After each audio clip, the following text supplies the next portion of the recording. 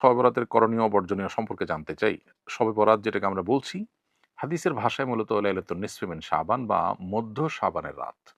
এই মধ্য শাবানের রাত, এ রাতের করণীয় বলতে আল্লাহ তাআলা এ রাতে বান্দাকে সাধারণ ক্ষমা ঘোষণা করেন হিংসুক এবং শিরকে লিপ্ত সে সমস্ত মানুষগুলো ছাড়া।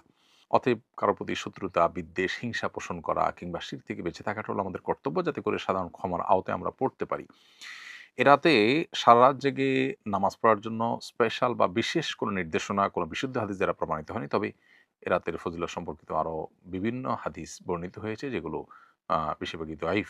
তবে সাধারণ ক্ষমার ঘোষণা সংক্রান্ত হাদিসটা গ্রহণযোগ্যতার লেভেল পর্যন্ত যায়। সেজন্য লাইলাতুল বরাত যেটাকে আমরা বলছি, শবে বরাত যেটাকে আমরা বলছি, যেটা মূলত মধ্য শাবানের রাত হাদিসের ভাষ্য অনুযায়ী, সে রাতের ফজিলত এতটুকু আছে যেটা সাধারণ ক্ষমার রাত। অতএব ক্ষমা লাভের জন্য চেষ্টা করা প্রশংসনীয়।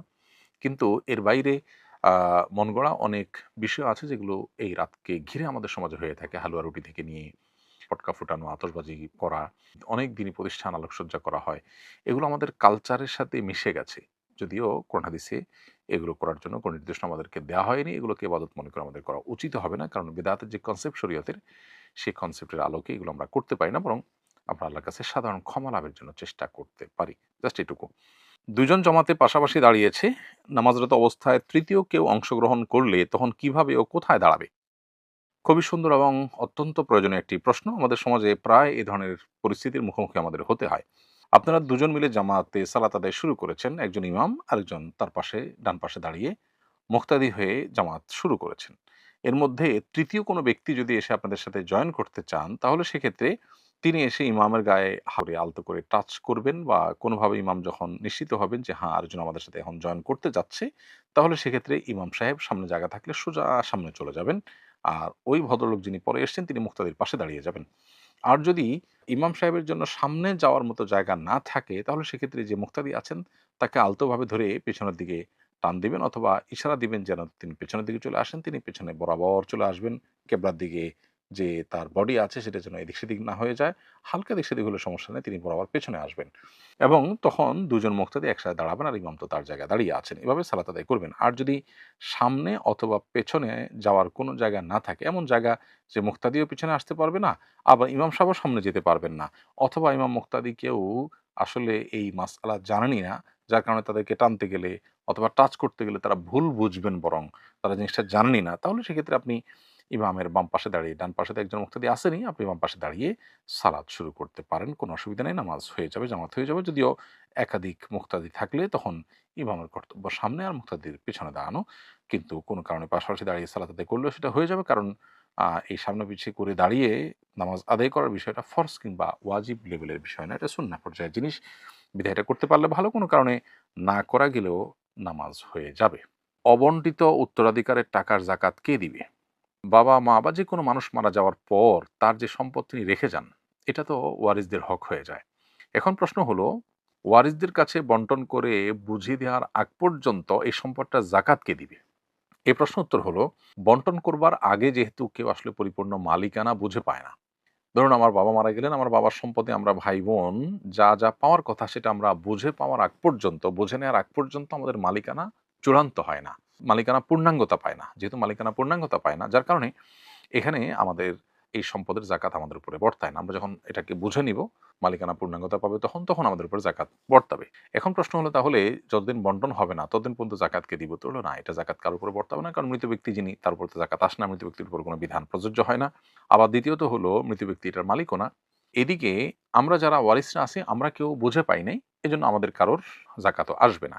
এজন্য মানুষ মারা যাওয়ার পর উত্তরাধিকার সম্পদ দ্রুততার সাথে বন্টন করে ফেলা উচিত। এটার বহুবিধ উপকারিতা আছে, গরিবের হক এখানে আছে, সেটা যেমন দেওয়া হয় তেমনি ভাবে, কারণ মৃত্যুর পর আত্মীয় স্বজনের মধ্যে বা ওয়ারিসদের মধ্যে কেউ প্রভাব খাটিয়ে সেখানে জবরদখল করা, এক অংশ দখল করে ফেলা, এই জাতীয় অনাচারগুলোর রাস্তা বন্ধ হয়ে আসে বা সীমিত হয়ে আসে যদি আমরা এই জাতীয় ব্যবস্থা রাখতে পারি। অর্থাৎ উত্তরাধিকারের টাকা, উত্তরাধিকারের সম্পদ, এটা যদি আমরা দ্রুত বন্টন করতে পারি। এই জন্য কারণ মানুষের মৃত্যুর পর তার উত্তরাধিকার বন্টন করার ক্ষেত্রে বিলম্ব যথাসম্ভব না করা উচিত। যদি বিলম্ব করা হয় তাহলে তার জাকাত উত্তরাধিকারদের উপর আনুপাতিক হারে বর্তায় না, কারণ তারা এখনো বুঝে পাননি। যেদিন বুঝে পাবেন তারপর থেকে তাদের উপরে বর্তাবে। আত্মীয় ব্ল্যাক ম্যাজিক করে তার দাওয়াতে গেলে খাবারে কিছু মেশাতে পারে, এমত অবস্থায় তার দাওয়াত গ্রহণ না করলে কি গুনাহ হবে? আপনার আত্মীয় খাবারের মধ্যে কিছু মেশাতে পারে, এটা যদি জোরালো সম্ভাবনা থাকে, প্রকট সম্ভাবনা থাকে এবং এটা যদি কোনো অহেতুক সংশয় সন্দেহের বিষয় না হয়, তাহলে সেক্ষেত্রে আপনার আত্মীয়ের দাওয়াতে আপনার যাওয়া উচিত। আর যদি মনে হয় যে না, এটি নিছকই সংশয় সন্দেহ নয়, বরং এটি জোরালো সন্দেহের জায়গা তৈরি করেছে বা সম্ভাবনা আছে, তাহলে সেক্ষেত্রে আপনি নিজের ক্ষতি করে আত্মীয়স্বজনের খাবার খেতে যাওয়া বা তার দাওয়াত খেতে যাওয়া বা তার সাথে মিশতে যাওয়া, এটা আপনার জন্য আবশ্যক নয়। নিজে ক্ষতিগ্রস্ত হয়ে আরেকজনের সাথে সৌজন্যতা রক্ষা করার নির্দেশ ইসলাম আমাদেরকে দেয়নি। তবে যেটি বলেছি যে অনেক সময় এই জাতীয় ইস্যুতে আমাদের অহেতুক শুধু ধারণা হয়ে থাকে, যেটার কোনো ভিত্তি নেই। তবে এর বিপরীতটাও অনেকের ক্ষেত্রে আছে যে আত্মীয়স্বজন আসলেই ক্ষতিগ্রস্ত করার চেষ্টা করে অনেক সময়। নির্বাচনের প্রচার করতে গিয়ে প্রার্থীরা জনদুর্ভোগ সৃষ্টি করছেন। জনদুর্ভোগকারী প্রার্থীকে ভোট দিলে কি গুনাহ হবে? নির্বাচনী প্রচার প্রচারণা করতে গিয়ে প্রার্থীরা কম বেশি মানুষের জনদুর্ভোগ সৃষ্টি করেন। এর বাইরে কেউ আছেন বলেই মনে করি না।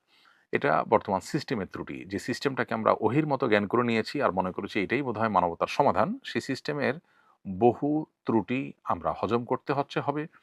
এ ব্যাপারে আসলে তেমন কিছু করার নেই। কেউ হয়তো কম দুর্ভোগ সৃষ্টি করেন, কেউ হয়তো বেশি করেন। কেউ হয়তো চেষ্টা করেন একটু দুর্ভোগ কমানোর, কারোর হয়তো সেই চেষ্টাটা নাই। আমাদের কর্তব্য হলো আমাদের সাধ্য অনুযায়ী তুলনামূলক মন্দের ভালো বা যারা আছেন এদের মধ্যে তুলনামূলক ভালো যিনি, অপেক্ষাকৃত ভালো যিনি, তাকে নির্বাচন করতে ভোট দেওয়া। এটা আমাদের কর্তব্য। এরপর তিনি যে জনদুর্ভোগ সৃষ্টি করেছেন প্রচার প্রচারণা করতে গিয়ে, সেজন্য দায়ভার ভোটার উপর আসবে না। কারণ ভোটার তাকে এটা করতে বলেননি বা কোনোভাবে প্রত্যক্ষ পরোক্ষভাবে হেল্পও করেননি। কিন্তু তার উচিত জনদুর্ভোগ সৃষ্টি যেন না হয় বা কম হয় সেই চেষ্টা করা এবং সেই পথ বের করা। আমরা এর আগে বলেছি যে প্রার্থীরা চাইলে কিন্তু প্রচারণার ভিন্ন ধাঁচ, ধারা শুরু করতে পারেন। যেটি হয়তো ভোটারদেরকেও অ্যাট্রাক্ট করবে, আবার একই সাথে মানুষের দুর্ভোগ এর রাস্তা কমবে। যেমন আমরা বলেছিলাম যে কোনো কালভার্ট নির্মাণ বা কোনো বাঁধ নির্মাণ, কোনো রাস্তাঘাট মেরামত কিংবা পরিচ্ছন্নতা অভিযান কোনো নেতা যদি তার অনুসারীদেরকে নিয়ে করেন, তাহলে এটা প্রদর্শনের জন্য না করে যদি পুরো আয়োজনটাই হয় যে রাস্তায় যখন আমি করবই গণসংযোগ, তো সেখানে কোনো সামাজিক কাজও করলাম। তাহলে সেক্ষেত্রে সেটা অনেক বেশি প্রশংসনীয় হতো এবং ভালো কাজ হতো। আমি আশা করব যে আমাদের প্রার্থীরা রাস্তাঘাট দখল করে, মানুষের চলাচলে ব্যাঘাত সৃষ্টি করে, জনদুর্ভোগ সৃষ্টি করে, দূর-দূরান্তে মাইক লাগিয়ে মানুষের ঘুম হারাম করে, যত্রতত্র পোস্টার সেঁটে, যার তার ওয়ালে চিকা মেরে তারা নির্বাচনী প্রচার না করে বরং ইতিবাচক এবং ভিন্নধর্মী প্রচারণার রাস্তা তারা যেন শুরু করেন। প্রার্থী দেখে ভোট দেওয়া উচিত নাকি দল দেখে? আপনার মতামত জানতে চাই। এক কথা উত্তর দেওয়া কঠিন এত সংক্ষিপ্ত প্রশ্নে। কারণ মূলত আমরা প্রার্থীর যোগ্যতা, যথার্থতা এগুলো দেখব। পাশাপাশি এই প্রার্থী যে দলকে রিপ্রেজেন্ট করে, সেই দল, সে মার্কা, সেটাও আমাদের দেখবার বিষয় আছে। কারণ এই ব্যক্তির সাথে যদি দলের সম্পর্ক থাকে, তাহলে সেক্ষেত্রে তার দল ভালো করবে না মন্দ করবে, আমার আল্লাহর কাছে জবাবদিহিতার জায়গা থেকে তাদেরকে ভোট দেওয়ার কারণে আমি কোনো প্রকার ধরা খাবো কিনা, এই বিষয়গুলো অনেক গুরুত্বপূর্ণ। অতএব সেরকম বিষয় যদি থাকে তাহলে সেটা বিবেচনা রাখতে হবে। এমনিতে তো মৌলিকভাবে আমরা প্রার্থী দেখে বিবেচনা করে ভোট দেওয়ার চেষ্টা করব। বিশেষ করে প্রার্থী যদি মনে হয় যে তাকে ভোট দিলে তিনি জিতবেন না, তারপরেও তিনি যদি যোগ্য হন, আমার কাজ তাকে ভোট দেওয়া, আমার কাজ তাকে জেতানো নয়। সো আমি সর্বোচ্চ ভালো মানুষটাকে খুঁজে বের করে আমি তাকে আমার মতামত দেওয়া, এটা সাক্ষ্য দেওয়ার মতো। সো আমি কারো পক্ষে সাক্ষ্য দিলে সে জিতবে কিনা এটা আমার দেখার বিষয় না। বিষয় হলো আমার সত্য সাক্ষ্যটা দেওয়া। এটা ব্যক্তি হোক, দল হোক, উভয় ক্ষেত্রে আমাদের বিবেচনায় থাকা দরকার।